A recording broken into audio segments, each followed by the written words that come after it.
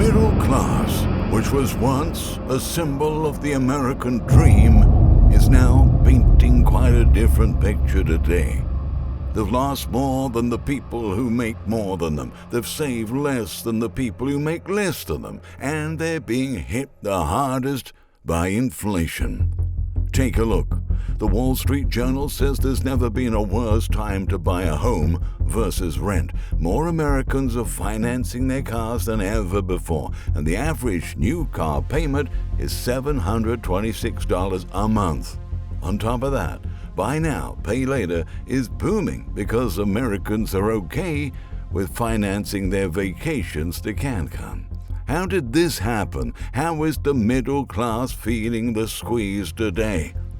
Life has become much more expensive in just the last few years, and because of that, it's become more difficult to own things. And because it's more difficult to own things, more and more Americans are getting caught up in this payment game of let me not own this thing, let me just pay to use this thing. And so now you get caught up in this payments game where you're paying money every single month when you don't actually own anything. But here is a survey conducted and what 90% of GOP voters said. According to the survey, middle-class life has become increasingly costly, with wages failing to keep pace. Only 10% of Americans believe the country is becoming wealthier, with the government providing more support for families. In polls, when people are asked about being middle class, they frequently are less likely to say so, and more people now urge the pollsters to suggest that they're working class. So, I think that many people who maybe in prior years would have thought of themselves as middle class now no longer think of themselves that way. So, what do you think about economic status? The economic status is somehow static. You know, the state of the world that you're either poor or not poor. You're middle class or you're not. But in fact, the reality is that many middle-class families will experience 1 or a few years in poverty. In fact, most American families will have years where they'll be poor or nearly poor. That precarity, that uncertainty, is now a feature of the middle-class experience for most U.S. families. Now, what happened to the American middle class? A study by the Pew Research Center discovered that the middle class, which was once comprised of the majority of Americans, has steadily shrunk since the 1970s. About 61% of American adults were considered middle class in 1971, compared to just 51% in 2019. However, the issue remains widely debated when people think about the state of the middle class and whether or not it's shrinking. Meanwhile, do you know that what it takes to actually live a middle-class life, to have the quality of life in many American cities, is not what it once was? For instance, meet Chantel Jacob. Chantel lives in suburban Texas with her husband and 1 child, and while a household income of just over $100,000 should put her family in the middle-income tier, she says that her family is still struggling toward financial stability. Sounds great, 6 figures, $100,000, huh? But according to her, as she got married, the taxes that come out of her check before she even gets any money, before any of her benefits, $500, come out of her check automatically. And then she adds life insurance for her spouse, herself, and her son. And she also has money going aside for her son's college fund. Her check, which starts at about $3,000, goes down to $2,200 before she even touches it. The rent is about $1,700. Electricity is about $150. Phone bills, about $280. Internet, $60. They both have vehicles. Those are about $800. Insurance on those vehicles is about $400. However, when it comes to food, $400 to $500 disappears a month, but that's increasing. They often budget down to the dollar. Sometimes it's very disheartening to work all week and have people tell you like, oh, you're so lucky you have a great job, and you're like, I don't know about that. Seeing this makes you ponder. Middle-class Americans find it difficult to be able to pay their rent easily. They can't own property. If they're in their 30s, they may not feel comfortable having kids because they'll realize that having a child would be too expensive. And what about medical bills? Forget about medical care if you have one thing that happens to you physically. Often people don't have good enough medical care. They don't have any insurance. This all goes into making somebody part of the wiped-out middle class. Let's jump into the numbers. In 2019, just a few years ago, the median household income in America was $68,700. The average price for a new car sold in America was $38,988. The average cost for a home sold in America was $258,000. And the average price for a gallon of gas over the course of the year was $2.60. Now, let's compare that to 2023. In 2023, the estimated household income is around $76,000, which is an increase of $11,000 from 2019. In 2023, the average price for a new car sold was $48,287.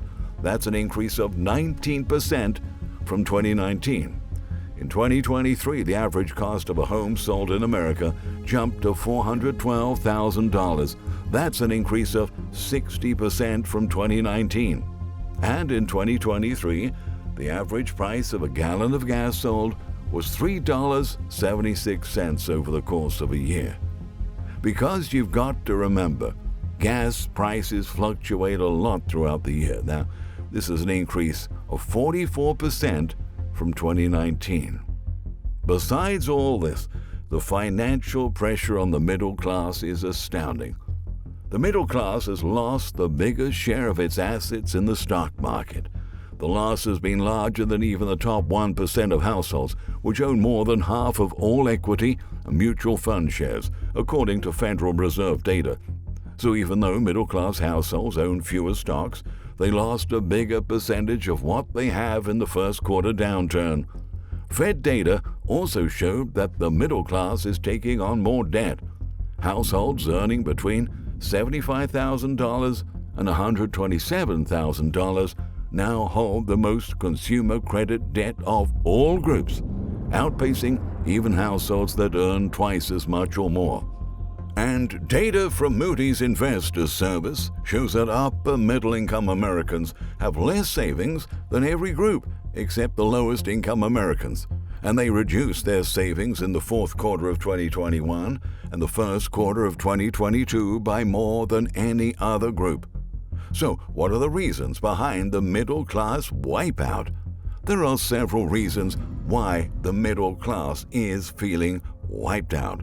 The first reason is stagnated income. Back in 1985, a typical male worker could cover a family of 4 expenses for health insurance, transportation, housing, food, and even save for college with just 40 weeks of income.